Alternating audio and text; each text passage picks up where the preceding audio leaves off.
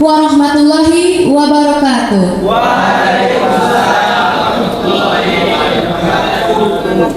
Yang terhormat Ibu Malahayati SPD MPD dan Ibu Mirna Desmayanti SPD selaku guru PPKN di MAN 1 Pekanbaru. Yang sama-sama kita hormati Bapak Dr. David Ramadan SH MH selaku dosen pembimbing mata kuliah pengantar sosiologi hukum. Yang sama-sama kita hormati rekan-rekan saya dari kelas D angkatan 2022 Fakultas Hukum Universitas Riau, dan yang saya banggakan adik-adik serta teman-teman semua yang sudah hadir pada kegiatan sosialisasi pendidikan anti korupsi pada siang hari ini. Puji syukur kita ucapkan kehadirat Allah Subhanahu wa Ta'ala, yang mana berkat rahmat dan karunia-Nya kita masih diberi kesehatan dan kesempatan sehingga kita masih bisa berkumpul di aula MAN 1 Pekanbaru ini dalam rangka kegiatan sosialisasi pendidikan anti korupsi. Salawat beserta salam tidak lupa pula kita hadiahkan kepada junjungan alam, yakni Nabi besar Muhammad SAW, dengan melafazkan Allahumma sholli ala sayyidina Muhammad wa ala ali sayyidina Muhammad. Nah, kita akan memasuki ke acara inti kita, yaitu sosialisasi pendidikan anti korupsi yang akan dibawakan oleh rekan kami Mutia. Nah, sebelum itu saya mau mengingatkan kepada teman-teman semua untuk memperhatikan materi dan mencatat poin-poin penting, karena di akhir sesi nanti akan ada sesi kuis berhadiah, dan nanti ketika teman-teman yang bisa menjawab pertanyaan yang kami berikan nanti akan ada semacam hadiah dari kami. Nah, bisa dipahami ya teman-teman semua. Jadi saat itu kami harap teman-teman semua mengikuti dan menyimak sosialisasi kami pada siang hari ini. Baiklah, langsung saja kepada Mutia kami persilakan untuk membawakan materi sosialisasi pendidikan anti korupsi pada siang hari ini.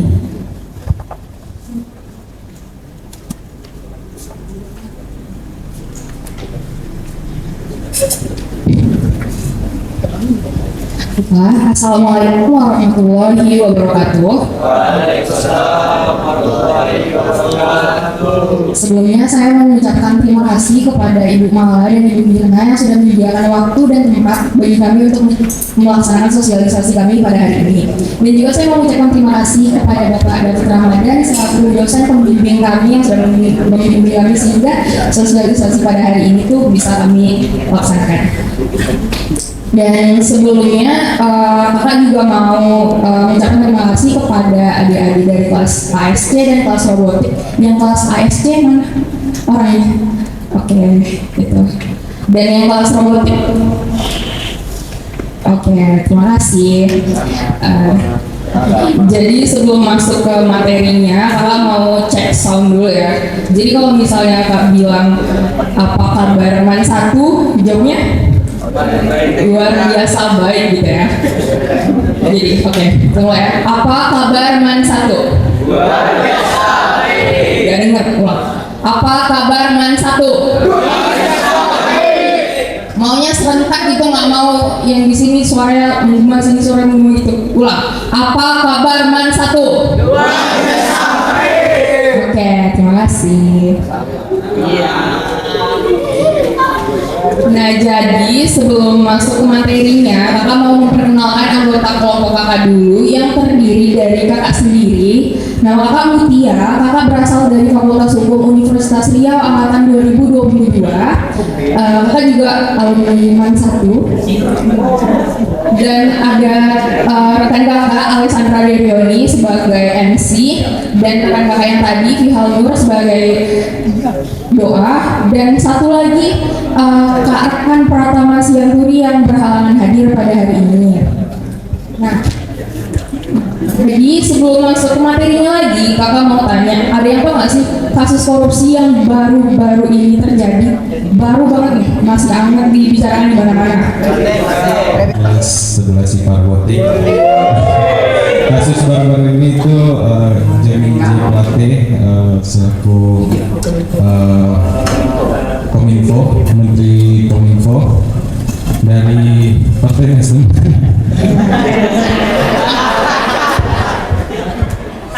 Oke, terima kasih atas jawabannya. Ya, itu benar sekali. Kasus korupsi yang baru-baru ini terjadi adalah kasus korupsi menara BTS, bukan BTS yang itu ya. Tapi BTS di sini tuh Best Transceiver Station atau yang biasa kita kenal tuh sebagai menara penghubung. Nah, jadi tuh kasus korupsi itu baru banget kejadiannya dan tersangka itu adalah salah satu menteri kita yaitu Bapak Joni sebagai menteri komunikasi dan informatika. Nah, jadi total kerugian yang dihasilkan dari kasus korupsi ini tuh 8 triliun dari 10 triliun dana yang sudah dikeluarkan. Nah, jadi mari kita masuk ke materi yang pertama, yaitu apa sih itu korupsi. Sebelum saya jelaskan lebih lanjut, kita lihat video dulu ya.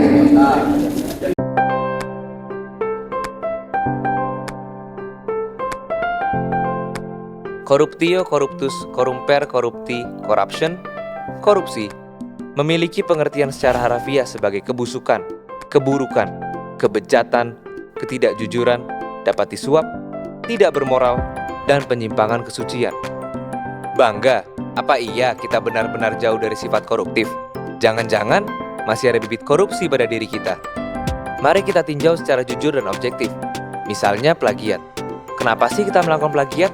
Karena tidak siap, tidak mampu, tapi tetap ingin menuai hasil maksimal dan akhirnya memilih jalan pintas.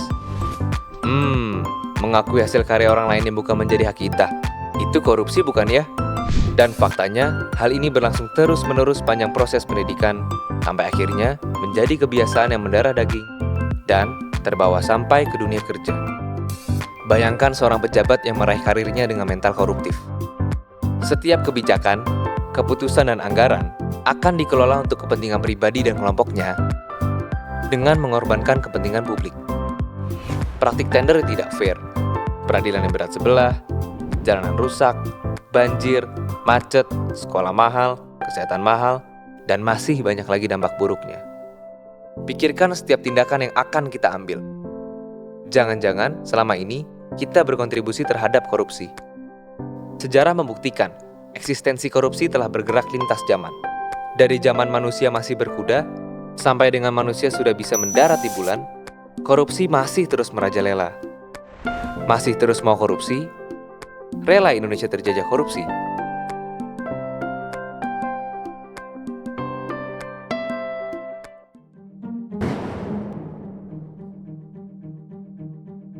Pengertian korupsi itu sendiri menurut Kamus Besar Bahasa Indonesia adalah penyelewengan atau penyalahgunaan uang negara. Uang negara itu bukan semata-mata cuma uang negara, tapi uang perusahaan, uang organisasi, dan uang yayasan itu tuh termasuk ke dalam uang negara yang digunakan untuk kepentingan pribadi maupun kepentingan orang lain.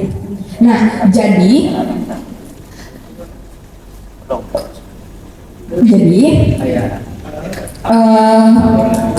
kalau misalnya kita tuh cuma sekedar nyuri duit orang tua kita mungkin, atau misalnya duit teman gitu kan, itu tuh bukan termasuk korupsi. Tapi kalau misalnya kita tuh ngambil duit negara yang digunakan untuk kepentingan orang banyak, nah itu tuh baru yang dinamakan korupsi. Bisa dipahami? Bisa dipahami? Bisa. Oke, terima kasih. Selanjutnya kita masuk ke materi yang kedua, yaitu faktor-faktor penyebab korupsi. Nah, jadi sebelum masuk ke materinya, ada video lagi yang harus kita lihat bersama. Oke, silakan.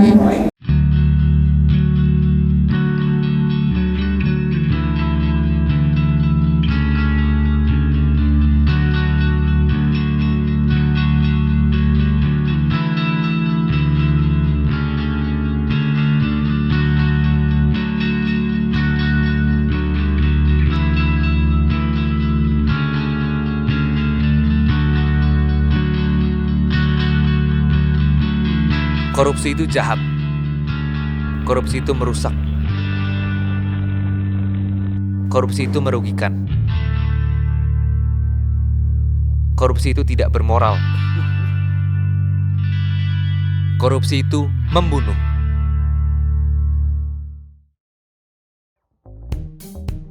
Tidak sulit untuk mengerti bahwa korupsi merupakan tindakan terlarang yang akan menggerogoti negara. Tapi banyak yang tidak menyadari bahwa korban sebenarnya dari tindakan korupsi adalah rakyat. Ya, diri kita sendiri. Lucunya, ternyata tindakan korupsi yang merusak disebabkan oleh perilaku keseharian kita.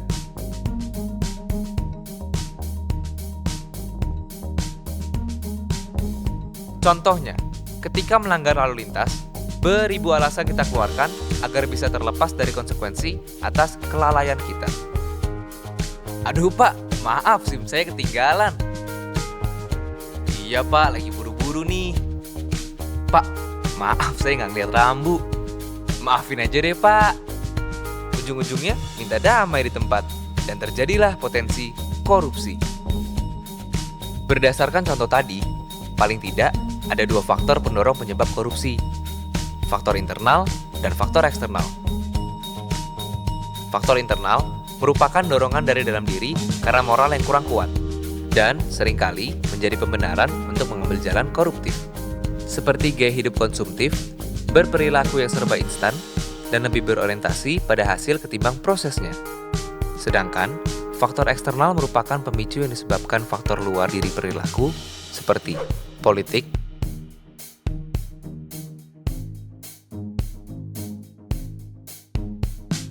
hukum,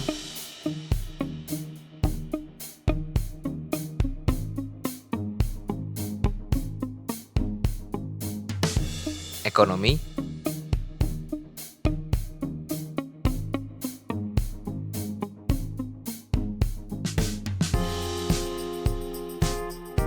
dan organisasi.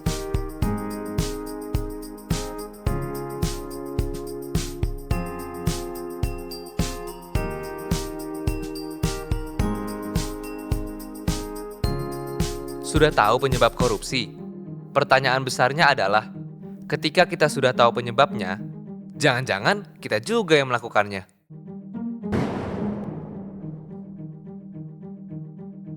Korupsi yaitu faktor internal dan eksternal. Faktor internal itu apa? Faktor yang berasal dari? Nah ya benar, faktor yang berasal dari dalam diri kita sendiri. Dan faktor eksternal itu? Nah ya benar. Nah jadi dalam faktor internal ada beberapa hal yang bisa dijadikan, yang bisa kita sebut sebagai faktor internal, yaitu sifat serakah manusia, pola hidup yang konsumtif, dan moral yang rendah. Nah, jadi sifat serakah manusia tuh nggak akan korupsi kalau misalnya dia tuh nggak serakah gitu lah. Jadi pokoknya dia tuh serakah, dia tuh pengen duit, padahal dia tuh udah punya duit kan sebenarnya, tapi dia tuh pengen lebih gitu. Jadi dia tuh nyari duit, mau gimana pun pokoknya dia tuh harus dapat duit karena dia tuh serakah gitu kan. Nah, jadi yang kedua adalah pola hidup yang konsumtif. Pola hidup yang konsumtif ini tuh menyebabkan kita balik ke duit lagi ya. Jadi tuh kita tuh harus nyari duit sebanyak-banyaknya untuk mendapatkan apa yang kita mau gitu. Contohnya, kita punya sepatu kan, tapi kita tuh pengen punya sepatu yang lain gitu ha. Jadi tuh kita tuh harus nyari duit buat beli sepatu yang kita tuh pengen, padahal yang sepatu yang kita tuh punya tuh masih bagus dan masih bisa dipakai gitu kan. Nah jadi misalnya kita udah dapat sepatu yang baru, kita pengen sepatu baru lagi gitu, dan terus seperti itu. Itulah yang dinamakan dengan pola hidup konsumtif. Dan yang ketiga adalah ada moral yang lemah. Orang yang bermoral tuh gak bakal korupsi Pak.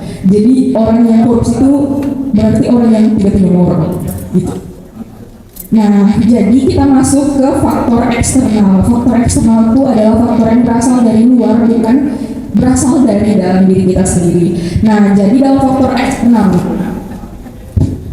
ada beberapa hal, yaitu yang pertama aspek sosial, aspek politik, aspek hukum, aspek ekonomi, dan aspek organisasi.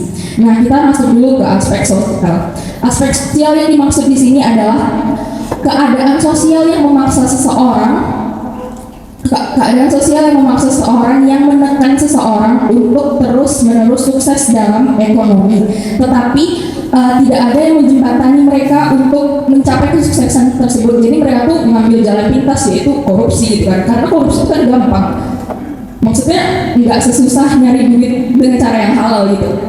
Nah, jadi yang kedua tuh ada aspek politik. Maksud aspek politik di sini tuh dalam politik kita tuh mengenal money politics politics atau politik uang. Nah, jadi politik uang itu adalah mencoba merubah suara pemilih dalam memilih pilihan yang maksudnya gini. Misal kita tuh udah 17 tahun dan kita tuh bisa memilih ketua DPR gitu misalnya. Nah, jadi mungkin si ketua DPR tuh ngelakuin hal-hal semacam belusukan gitu kan ke rumah-rumah warga atau misalnya ke masjid-masjid gitu kan. Nah, jadi di situ mereka tuh ngasih duit atau misalnya ngasih benda-benda gitu dalam artian ntar pilih aku ya gitu. Nah, itu yang dinamakan dengan money politics. Nah, jadi dari money politics tuh orang-orang yang berkecimpung dalam dunia politik berpikiran bahwa dunia politik itu adalah sarana untuk memperoleh keuntungan sebesar-besarnya. Nah, jadi hal itulah yang berpotensi menyebabkan korupsi itu terjadi. Nah, jadi yang ketiga tuh ada aspek hukum. Dari aspek hukum, kita tuh bisa melihat dari dua sisi, yaitu perundang-undangan dari sisi perundang-undangan dan lemahnya sisi hukum. Nah, dari sisi perundang-undangan ini tuh kita tuh tahu bahwa kadang ada undang-undang itu yang gak jelas lah pasalnya atau pasalnya tuh multitafsir gitu kan. Nah, jadi kadang hukum tuh juga dibuat untuk menguntungkan pihak-pihak tertentu. Nah, jadi oknum-oknum tadi tuh memanfaatkan kedua hal ini untuk melakukan tindak pidana korupsi. Nah, jadi selanjutnya kita masuk ke aspek ekonomi. Mungkin aspek ekonomi itu yang dipikirkan tuh adalah faktor terbesar penyebab korupsi, padahal sebenarnya itu tidak, karena yang bisa kita lihat dari kasusnya menteri tadi kan dia tuh seorang menteri, kenapa sih dia tuh korupsi padahal dia tuh kan sebenarnya udah punya duit. Nah, jadi yang korupsi itu bukan orang yang kekurangan dalam segi ekonomi, tapi emang mereka itu aja nggak punya moral gitu, makanya mereka korupsi gitu. Nah, jadi mungkin dalam ekonomi ini tekanan-tekanan yang mengharuskan dia itu memiliki uang lebih gitu, makanya dia tuh melakukan korupsi. Nah, jadi masuk ke materi yang selanjutnya, yaitu dampak dari korupsi.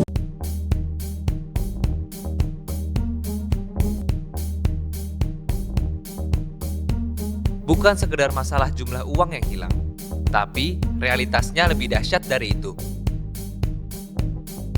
Dampak dari korupsi menggurita sampai ke seluruh aspek kehidupan dan merusak tatanan masyarakat dalam bernegara. Fisik, mental, budaya, sosial, ekonomi dan politik, hukum, ketahanan negara, dan lingkungan hidup tentu akan gonjang-ganjing oleh dampak korupsi yang masif. Dan praktik itu berlangsung di semua tingkatan dan proses dalam rentang waktu yang sangat panjang, sehingga dampak negatifnya pun terakumulasi dan sistematik. Bayangkan, Indonesia adalah negara dengan luas 1.922.570 km persegi. 16.056 pulau disatukan oleh lautan dengan karakter daratan yang sangat bervariasi. Ada yang berupa hamparan, hutan, sampai dengan pegunungan.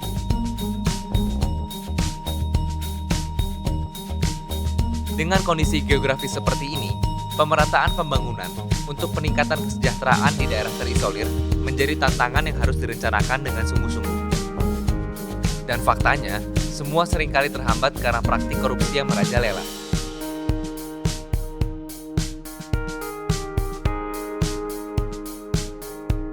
Misalnya proyek pembangunan jembatan dengan mengurangi spesifikasi teknis dalam proses pengadaan, yang mengakibatkan konstruksi jembatan tidak mampu menahan beban, bahkan jembatan tersebut akhirnya ambruk.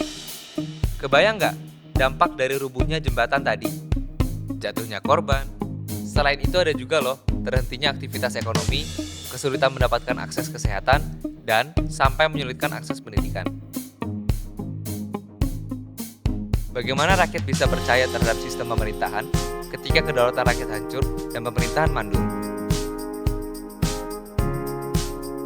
Kita punya contoh lainnya, ada yang ingat kasus IKTP. Menurut kalian, dampaknya bagaimana?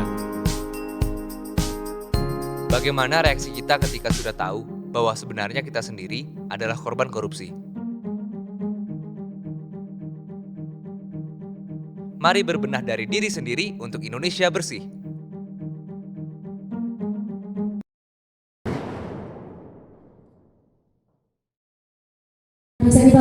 di slide, yaitu yang pertama ada dampak ekonomi. Secara jelas korupsi itu sangat merugikan dalam sektor ekonomi. Yang kita tahu, yang dikorupsi kan uangnya tuh kan adalah hal yang kita gunakan untuk memperbaiki fasilitas masyarakat atau menggunakan uang ini untuk hal-hal lainnya yang berguna di masyarakat. Nah, jadi dampak ekonomi adalah sektor yang paling dirugikan ketika terjadinya korupsi. Nah, yang kedua itu ada dampak sosial dan kemiskinan. Sudah jelas karena korupsi itu kan, yang dikorupsi itu adalah uang untuk rakyat, uang dari rakyat yang akan dikembalikan pada rakyat lagi gitu kan. Nah, jadi kalau misalnya uang untuk rakyatnya tuh hilang, habis gitu kan. Nah, jadi dampak sosial dan kemiskinan itu tuh sangat mungkin untuk terjadi. Apa kabar Man 1? Luar biasa baik. Apa kabar Man 1? Luar biasa baik. Oke, terima kasih tepuk tangan untuk kita semua. Baik, kita akan lanjut ke materi selanjutnya, yaitu nilai-nilai anti korupsi dan prinsip anti korupsi. Sebelum itu ada video yang harus kita lihat terlebih dahulu.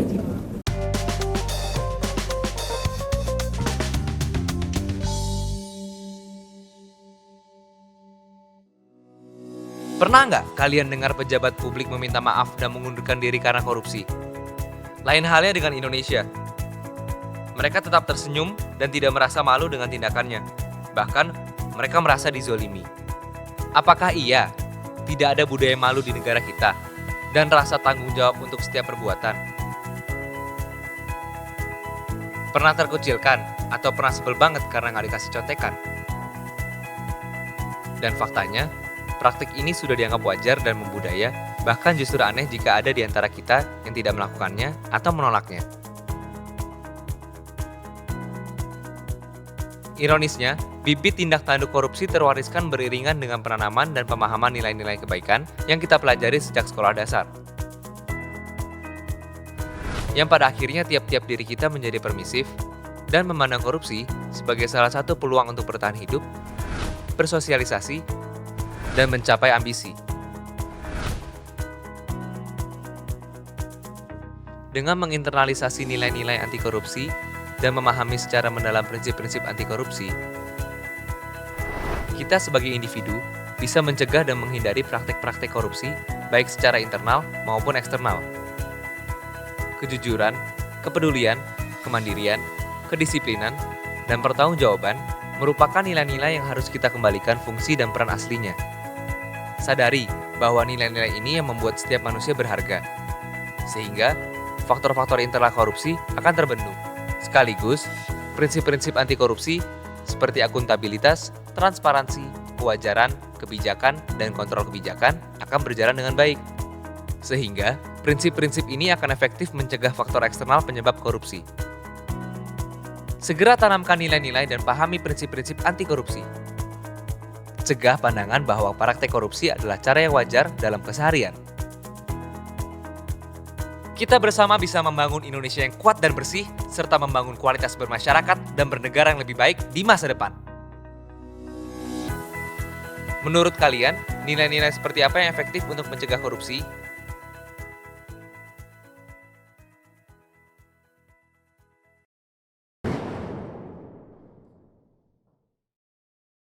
Yang sudah kita lihat tadi, ada beberapa nilai-nilai anti korupsi yang harus kita tanamkan kepada diri kita sendiri untuk mencegah terjadinya korupsi. Jadi yang pertama ada jujur, peduli, mandiri, disiplin, tanggung jawab, kerja keras, sederhana, berani, dan adil. Seperti yang kita ketahui,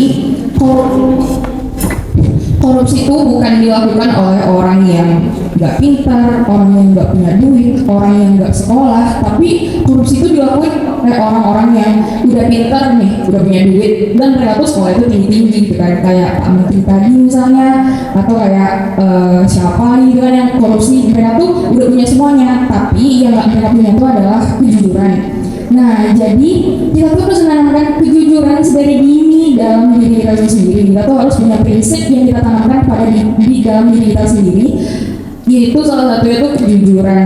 Nah, jadi kayak hal-hal semacam nyontek, hal-hal semacam bohong itu tuh merupakan salah satu indikasi yang ada pada koruptor gitu. Jadi kita usahakan nggak boleh bohong-bohong lagi, dan kita tuh harus jujur. Mau gimana pun jujur, mau gimana pun sakitnya, mau gimana pun susahnya, mau gimana pun kita akan sengsara karena kita jujur, tapi kita tuh harus tetap jujur. Oke?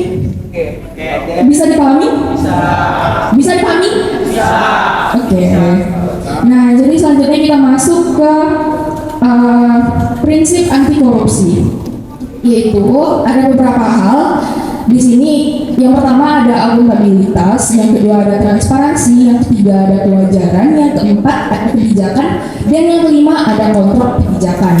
Yang dimaksud dengan akuntabilitas adalah pertanggungjawaban segala aktivitas kepada pihak yang berkepentingan yang menjadi stakeholder atau individu maupun kelompok yang memiliki kepentingan. Nah, yang kedua ada transparansi. Transparansi itu mengharuskan semua proses itu dilakukan secara terbuka dan tidak tertutup, maksud agar segala bentuk penyimpangan itu tuh diketahui oleh publik.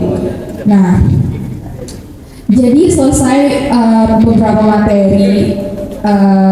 Sebelum kita lanjutin ke materi selanjutnya, aku pengen adik-adik berdiri dulu dong. Berdiri semua. Apa namanya? Kelas berapa dia? Oh gitu. Panggilan juga. Nah, jadi itu pegang punggung teman depannya. Pegang. Yang cowok jangan pegang yang cewek ya. Yang cowok, cewek gitu. Nggak boleh modus. Nah, pegang. Yang geli pegang aja. Nah, jadi tahu lagu Salah Bila Bila nggak sih? Tahu apa enggak? Nggak tahu. Nah, jadi itu lagunya tuh Salah Bila Bila Salah Bila oh kawan salah urat gitu, tahu nggak sih? Masa nggak tahu? Ini mana sih? Tahu nggak? Nggak tahu. Nah, gini caranya. Salah bila salah. Coba ikutin. Salah bila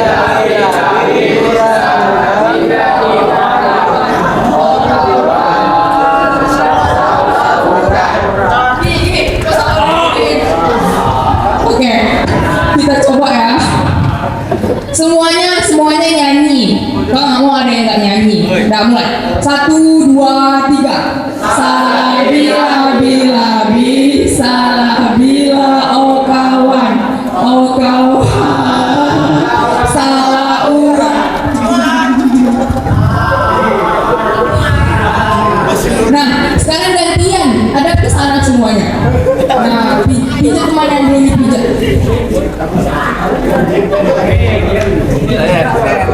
Nah, mulai.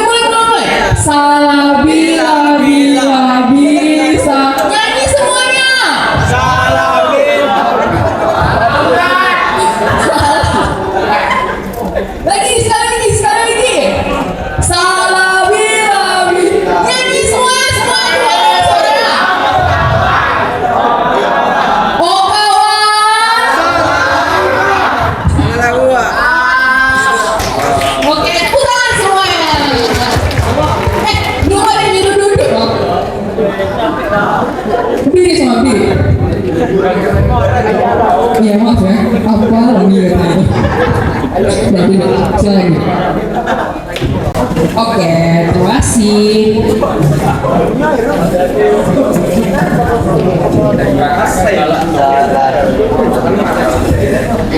Apa kabar ASC 1? Luar biasa baik gitu jawabnya. Ulang ya. Apa kabar ASC 1? Bagus dong. Apa kabar IPA robotik? Ulang. Apa kabar IPA robotik? Enggak semangat deh. Hah? Ulang. Apa siapa yang mau dulu? Nah, apa kabar Man 1?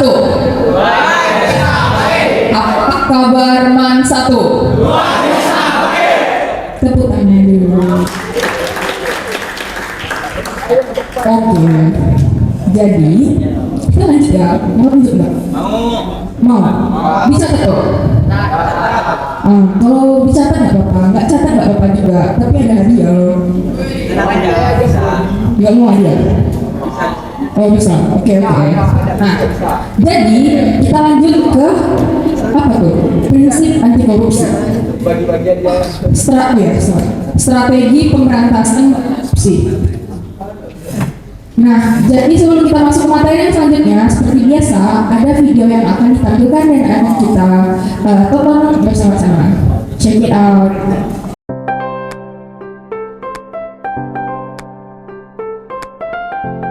Selalu mencari cara dan metode baru untuk dilakukan. Itulah tindakan para koruptor. Cerdik mencari peluang dari celah kelemahan sistem dan mengeksploitasinya untuk kepentingannya sendiri. Sebagai warga negara yang peduli terhadap nasib bangsa, kita harus mau ikut berpikir dan berperan serta untuk mempersempit dan menghentikan usaha para koruptor menggerogoti uang rakyat. 3 jenis hukuman dalam tindak pidana korupsi: hukuman mati, hukuman penjara, hukuman denda. Indonesia memang memiliki berbagai perangkat hukum untuk memberantas korupsi berupa peraturan perundang-undangan. Dan tentu saja lembaga serta aparat hukum yang mengabdi untuk menjalankan peraturan tersebut: kepolisian, kejaksaan, dan pengadilan. Namun, apa yang terjadi? Hukuman telah dijatuhkan dan dijalani, namun korupsi tetap tumbuh subur dan berkembang dengan pesat.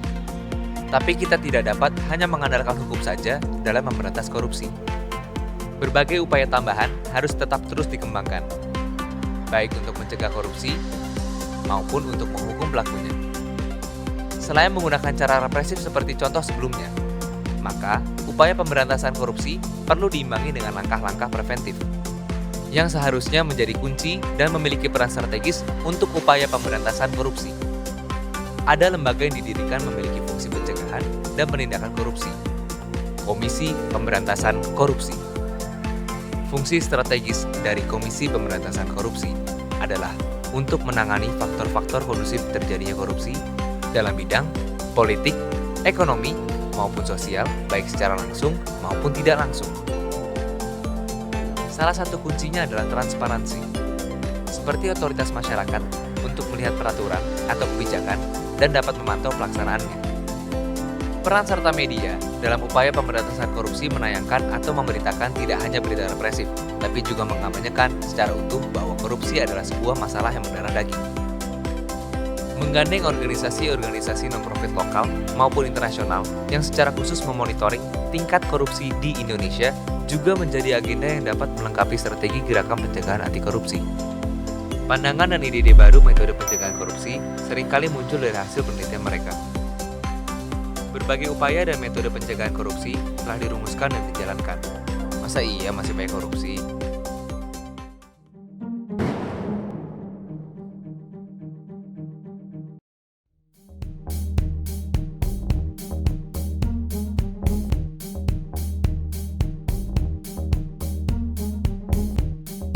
Berorasi dengan lantang dan terdengar penuh tuntutan. Tanpa lelah mereka berkumpul saling rangkul untuk perubahan besar Indonesia menjadi lebih baik. Seperti itulah aktivitas mahasiswa mengekspresikan kecintaan mereka terhadap bangsa ini. Dimulai dari Kebangkitan Nasional tahun 1908, Sumpah Pemuda tahun 1928, Proklamasi Kemerdekaan NKRI tahun 1945, lahirnya Orde Baru tahun 1996, sampai dengan Reformasi tahun 1998. Terbukti bahwa mahasiswa berperan penting sebagai agen perubahan atau agent of change. Pemberantasan korupsi tidak bisa dilakukan seorang diri, baik dari sisi penegakan hukum, perbaikan sistem, dan peran serta masyarakat itu sendiri. Dan mahasiswa adalah salah satu tonggak perubahan untuk menjadi pelindung Indonesia dari tindak korupsi. Dengan karakteristik yang mereka miliki, yaitu intelektualitas, jiwa muda, dan idealisme, sejarah mencatat setiap perubahan besar bangsa ini pasti dimotori oleh mahasiswa.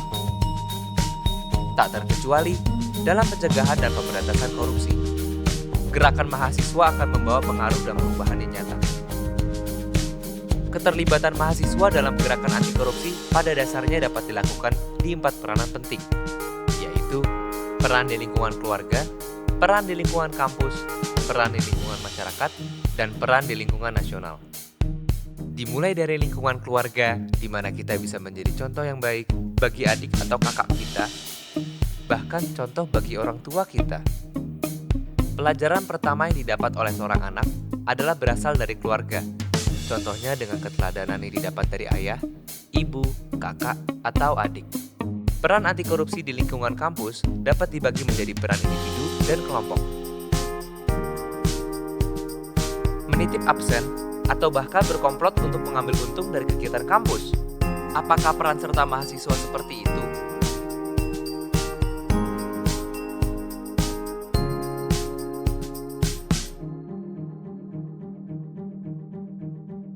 Peran mahasiswa di dalam masyarakat bisa dilakukan dengan menyuarakan aspirasi, mengkritisi melalui tulisan, atau melaporkan kejadian yang berpotensi pidana korupsi.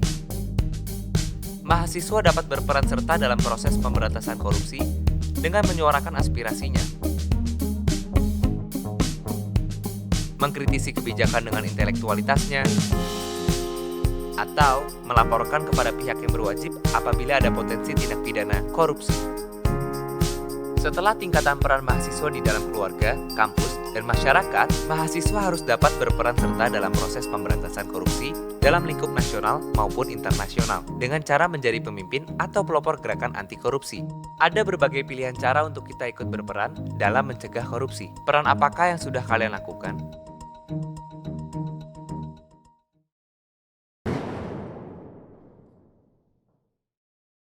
Kita masuk ke beberapa lembaga pencegahan korupsi yang terdapat di Indonesia.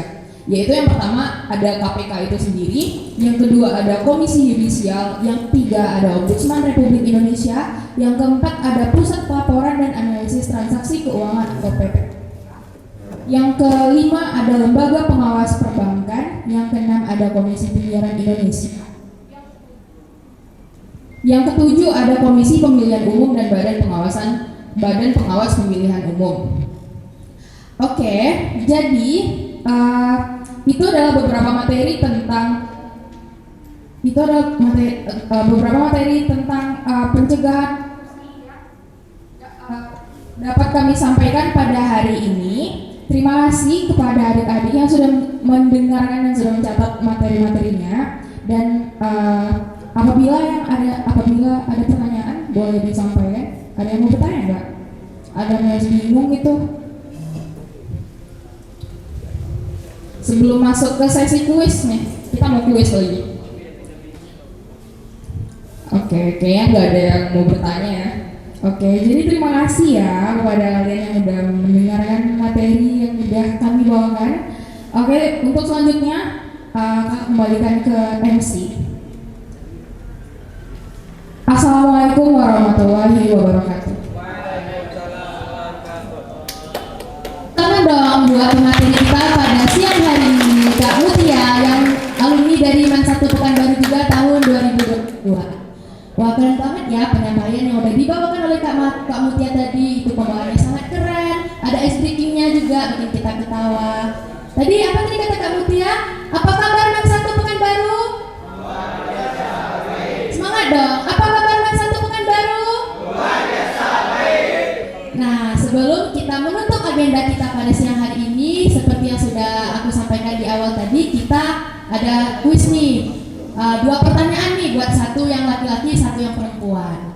Ini cepat-cepatan ya, kakak-kakaknya boleh nih dilihat adik-adiknya nanti siapa yang angkat tangan duluan. Nanti setelah aku bacain pertanyaannya, boleh nih yang udah tahu jawabannya langsung angkat tangan, nanti ada hadiahnya.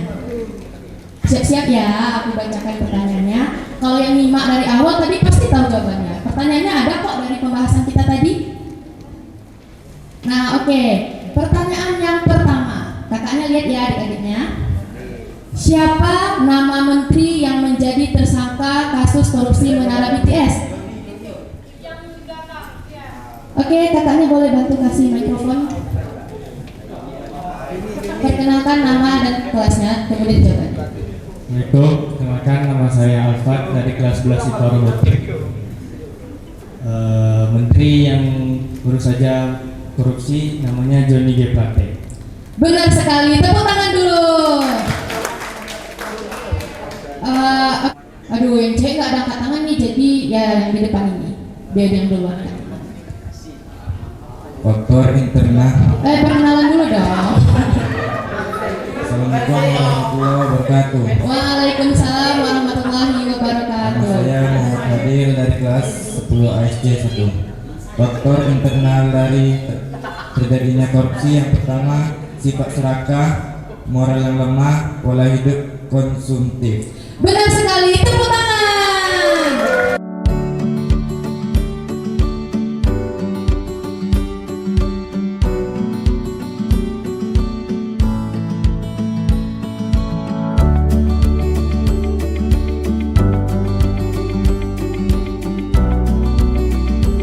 Yang semuanya hari ini seperti yang kita tahu bahwa tim dari Bakat Seleksi juga dengan anggota kelas dari angkatan 22 itu mengadakan sosialisasi tentang anti korupsi. Nah, di sini acaranya sangat meriah sekali ya, seperti yang kita lihat bahwa di belakang sini adalah para siswa dalam penegakan korupsi. Bagaimana tadi antusias mahasiswa dan juga adik-adik kelas kita di sini ya mendengarkan bagaimana sih cara kita supaya menjadi orang yang berguna sebagai generasi bangsa dalam mencegah korupsi. Nah, di sini saya sendiri sudah bersama dengan salah satu mahasiswa atau siswa adik kita dari MAN 1 Pekanbaru yang akan kita tanya bagaimana sih kesan dan pesan dia terhadap acara kita pada siang hari ini.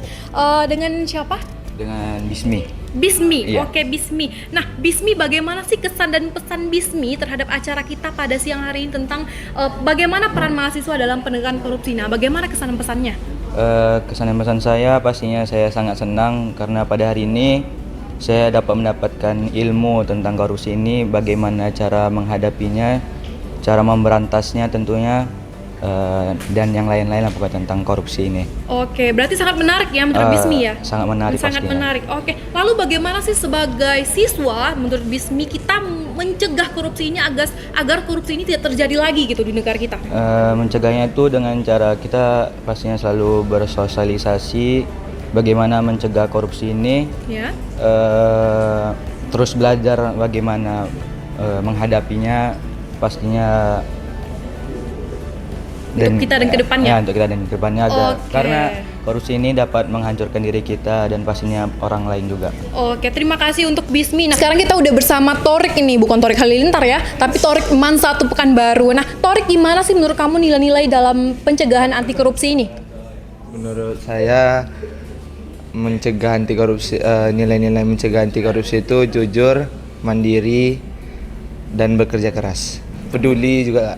Peduli Iya. juga? Oke. Ya, sekian dari Torik ya tentang penjelasan mengenai nilai anti korupsi. Kita sudah bersama Hafiz. Bagaimana sih Hafiz menurut kamu aksi yang dapat kita lakukan di sekolah? Aksi yang kita dapat untuk memberantas korupsi di sekolah itu mungkin dari tidak mengambil makanan di kantin dengan misalnya ambil 2 bayar 1, tidak mencontek di kelas, Iya. dan mungkin kalau bisa nggak nyuap guru sih untuk naikkan nilai. Oke, Itu aja, Kak. mantap. Oke, terima kasih Hafiz. Nah, setelah acara hari ini, gimana sih perasaan Ibu tentang acara hari ini? Apakah ada yang ingin Ibu sampaikan tentang acara hari ini? Silakan Ibu. Terutama kami dari pihak madrasah mengucapkan terima kasih karena kunjungan dari pihak Universitas Riau telah memberikan informasi, motivasi kepada anak-anak kami bagaimana kedepannya dia bisa menjadi generasi yang lebih baik, tidak melakukan tindakan-tindakan yang merugikan diri sendiri, merugikan orang lain, dan merugikan negara, terutama menghindari diri jangan berbuat korupsi. Mulailah untuk menghindari berbuat korupsi dari dalam diri sendiri. Terima kasih. Kalau menurut aku pribadi itu sosialisasi hari ini tuh udah sangat bagus ya, apalagi untuk persiapan kami yang kurang dari 1 minggu. Iya. Karena kami juga menimbang karena pihak MAN 1 akan mengadakan ujian nih hari Senin, jadi hari ini mau nggak mau tuh hari terakhir kami buat menjalankan sosialisasi dengan persiapan yang lumayan mepet dan ternyata kegiatannya itu berjalan dengan sangat lancar, antusias dari adik-adik dari MAN 1, kerjasama dari seluruh panitia dari kelompok yang lain juga membantu kami, itu sangat luar biasa. Dan aku juga tadi sebagai MC ngerasa senang banget nih karena pesertanya itu sangat interaktif nih dalam sesi sosialisasi pendidikan anti korupsi pada siang hari ini. Baik, oke. Begitu kesan dan pesan dari panitia sebagai pelaksana pada acara sosialisasi pada pagi hari ini, dan juga saya sebagai perwakilan dari Bakat mengucapkan terima kasih dan sukses untuk acara selanjutnya. Terima kasih. Siapa kita? Generasi